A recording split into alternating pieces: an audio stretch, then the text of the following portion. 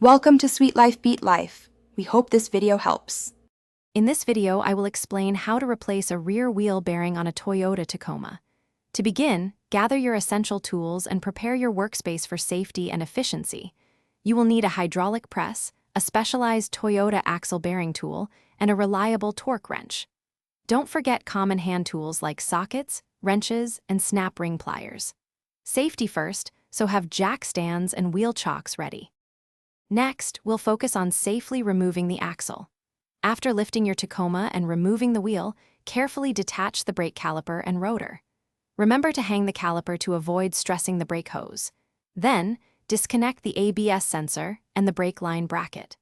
Finally, remove the four 17mm nuts that hold the entire axle shaft assembly in place, being prepared for some gear oil to drain.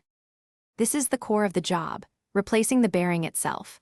With the axle shaft removed, use a hydraulic press and the specialized Toyota bearing tool to carefully press off the old bearing, retainer, and tone ring. Clean the axle shaft meticulously.